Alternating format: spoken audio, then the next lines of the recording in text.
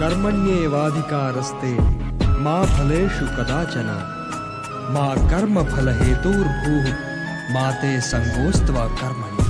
किंतु निष्काम कर्म कैसे संभव है वासुदेव? फल का ज्ञान ही तो कर्म करवाता है, और यदि दृष्टि फल से ही हट जाए तो कोई कर्म करेगा ही क्यों?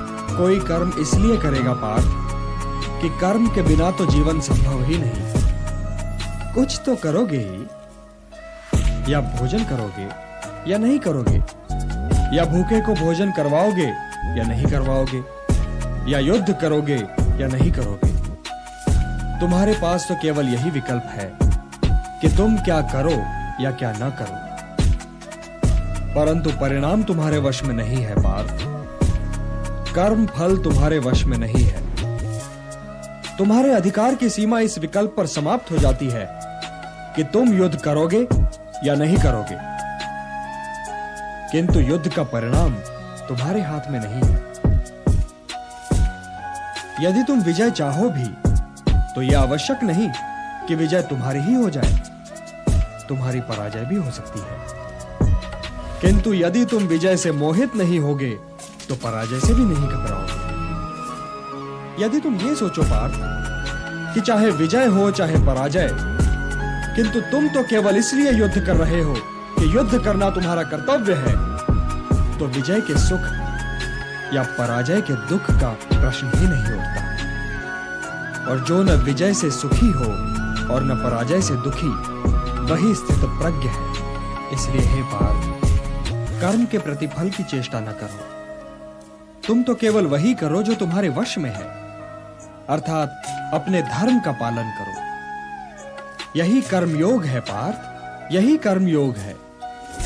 इस रहस्य को समझो पार्थ कि तुम्हारे पास तो केवल करने या ना करने का विकल्प है, किंतु कर्म के अंत पर मनुष्य के अधिकारों की सीमा समाप्त हो जाती है। कर्म का परिणाम मनुष्य के वश में नहीं है। तुम सर्वश्रेष्ठ धनुर्धर हो, परंतु यदि तुम्हारा आखेट तनिक भी इधर से उधर हो जाए तो तुम चूक जाओगे।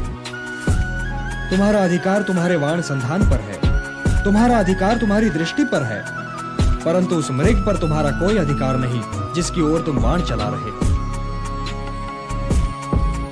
हे धनंजय, सत्पुरुष कभी अपने अधिकारों की सीमा का उल्लंघन नहीं करते। अर्थात अपने कर्म में स्थिर रहो पार्थ, स्थिर रहो, क्योंकि कर्म की कुशलता का ही नाम योग है। और योग क्या है केशव? योग क्या है? वही तो बता रहा था पार्थ।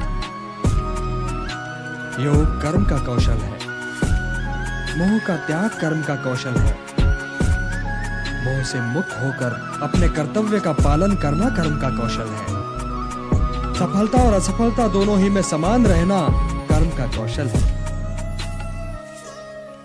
बुद्धि युक्तो जहातीह उभे सुकृत दुष्कृते तस्मात् योगाय युज्यस्व योगः कर्मसु कौशलम। हे केशव, किंतु मैं मुनि या स्थित प्रज्ञ को पहचानूंगा कैसे? उसकी पहचान क्या है? वो उठता बैठता कैसे है? उसकी बोलने की शैली कैसी है केशव? उसे पहचानने में तो कोई कठिनाई ही नहीं है पार्थ।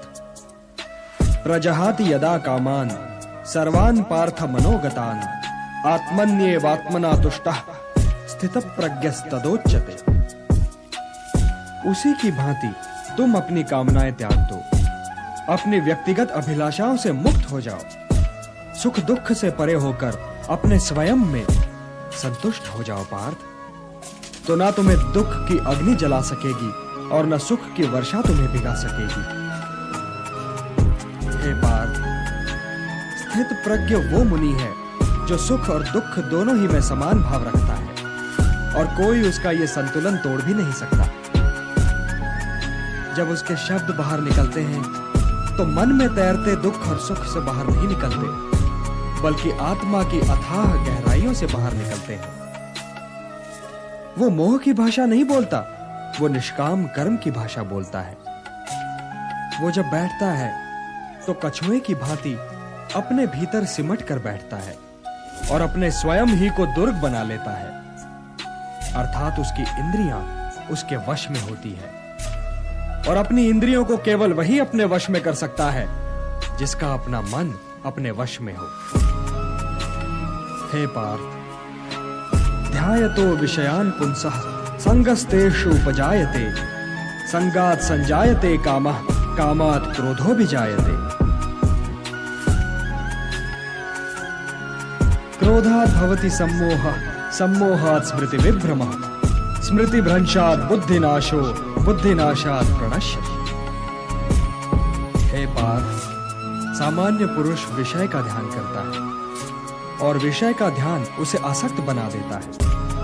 इस आसक्ति या लगाव से काम का जन्म होता है। जब काम की पूर्ति नहीं होती तो क्रोध उत्पन्न होता है। जब क्रोध उत्पन्न होता है तो विषय के प्रति मोह और बढ़ जाता है, और जब मोह और बढ़ जाता है पार्थ, तो सोचने की शक्ति भटक जाती है। जब सोचने की शक्ति भटक जाती है तो बुद्धि का नाश होता है, और जब बुद्धि का नाश होता है तो मनुष्य का सर्वनाश हो जाता है। और हे कुंती पुत्र, तुम्हारा यह मोह तुम्हें बुद्धि के विनाश की ओर ले जा रहा है।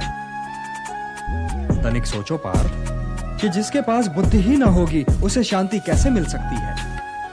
वो तो शांति और अशांति में अंतर ही नहीं कर सकता, और जो शांति को अशांति से अलग तक नहीं कर सकता, वो भला कैसे सुखी हो सकता है?